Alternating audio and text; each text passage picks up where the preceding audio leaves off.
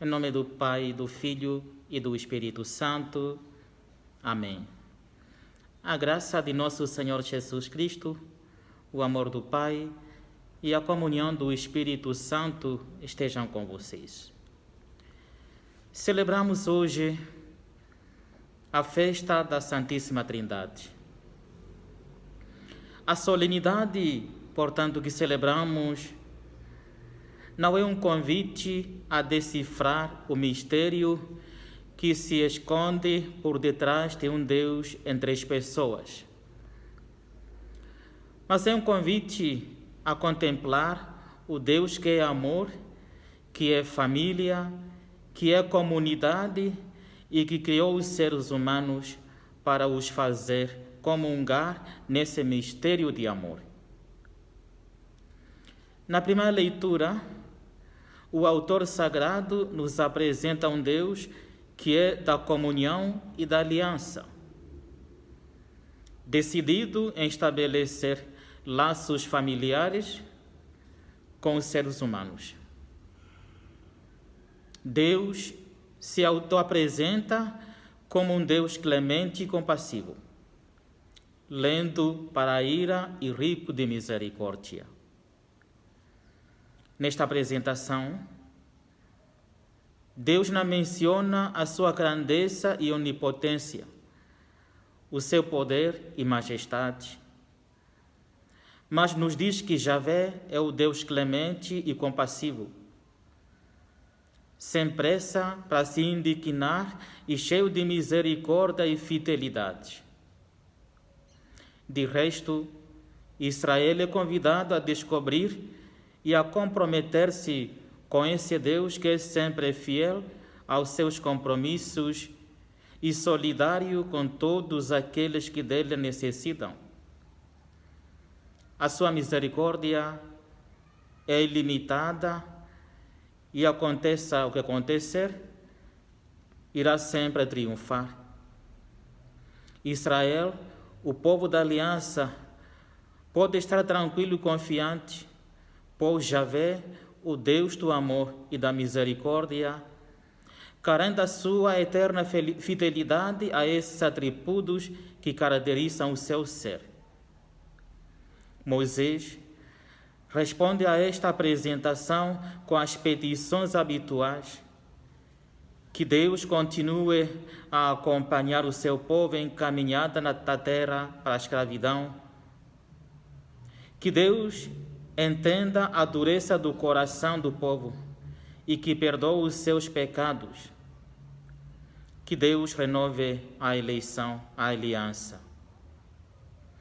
Queridos irmãos e queridas irmãs, no nosso texto, Deus apresenta-se fundamentalmente, Ele define-se como o Deus da relação e da comunhão.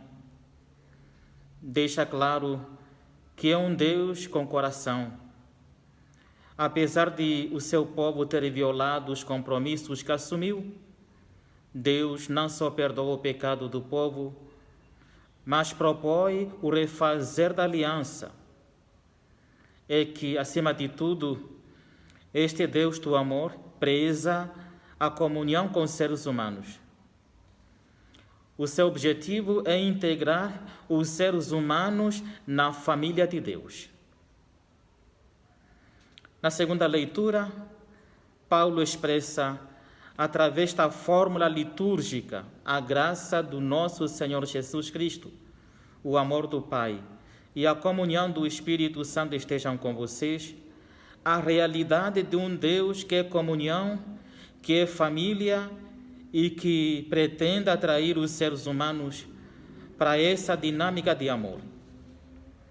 Paulo começa por deixar algumas recomendações de caráter geral aos membros da comunidade.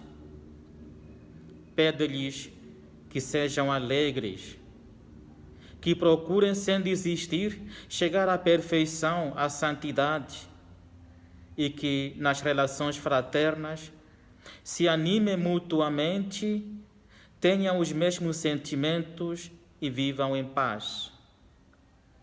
São conselhos que devem ser entendidos no contexto das dificuldades e tensões vividas pela comunidade. O mais notável desta carta é, contudo, a fórmula final da saudação. A graça de nosso Senhor Jesus Cristo, o amor de Deus e a comunhão do Espírito Santo estejam com vocês. Esta fórmula é certamente de origem litúrgica. Provavelmente era a fórmula que os cristãos e as cristãs utilizavam quando, no contexto da celebração eucarística, trocavam a saudação da paz. Queridos irmãos e queridas irmãs, esta fórmula constitui uma impressionante confissão de fé no Deus Trino, no Deus que é Pai, que é Filho e que é Espírito Santo. Esta fórmula manifesta a fé dos cristãos e cristãs nesse Deus que é amor e, portanto, que é família, que é comunidade. Ao utilizarem esta fórmula, os cristãos e cristãs reconhecem-se como membros dessa família de Deus e reconhecem também que ser família de Deus é fazerem todos parte de uma única família de irmãos e irmãs. São, portanto, convocados para viverem a unidade em comunhão com Deus e a união com todos os irmãos e as irmãs.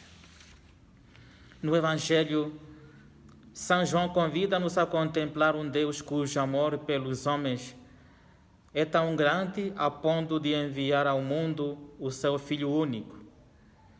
E Jesus, o Filho, cumprindo o plano do Pai, fez da sua vida um dom total até a morte na cruz, a fim de oferecer aos seres humanos a vida definitiva. Depois de explicar a Nicodemos que o Messias tem de ser levantado ao alto, como Moisés levantou a serpente no deserto, Jesus explica como é que a cruz se insere no projeto de Deus. Esse homem que vai ser levantado na cruz veio ao mundo, se encarnou na nossa história humana, correu o risco de assumir a nossa fragilidade, partilhou a nossa humanidade, e esse homem tem um nome e rosto, é Jesus Cristo. E como consequência de uma vida gasta lutando contra as forças das trevas e da morte que escravizavam os seres humanos, Jesus foi preso, torturado e morto numa cruz. A cruz é o último ato de uma vida vivida no amor, na doação e na entrega. A cruz é, portanto, a expressão suprema do amor de Deus pelos seres humanos. Deus enviou seu Filho ao mundo para libertar os seres humanos do egoísmo, da escravidão, da alienação, da morte e dar-lhes a vida eterna. Portanto, Jesus veio ao mundo porque o Pai ama os seres humanos e quer salvá-los. O Messias não veio com uma missão judicial, nem veio excluir ninguém da salvação. Pelo contrário, ele veio oferecer aos seres humanos, a todos os seres humanos, a vida definitiva, ensinando-os a amar sem medida e dando-lhes o Espírito que os transforma em homens e mulheres novos. De fato, Deus não enviou o seu Filho único ao mundo ao encontro dos homens perfeitos e santos, mas enviou o seu Filho único ao encontro de homens pecadores, egoístas, autossuficientes, a fim de lhes apresentar uma nova proposta de vida. E foi o amor de Jesus, bem como o Espírito que Jesus deixou, que transformou esses homens egoístas, orgulhosos, autossuficientes e os inseriu numa dinâmica de vida nova e plena. Queridos irmãos e queridas irmãs, diante da oferta de salvação que Jesus faz, encontramos duas atitudes. Quem aceita a proposta de Jesus, adere a Ele, recebe o Espírito, vive no amor e na doação, escolhe a vida definitiva, isto é salvo. Mas quem prefere continuar escravo de esquemas de egoísmo e de autossuficiência, exclui-se da salvação. A salvação ou a condenação não são, nesta perspectiva, um prêmio ou um castigo que Deus dá ao ser humano pelo seu bom ou mau comportamento, mas são resultado da escolha livre do ser humano, face à oferta incondicional de salvação que Deus lhes faz. A responsabilidade pela vida definitiva, pela salvação ou pela morte eterna, pela perdição, não recai assim sobre Deus, mas sobre o ser humano.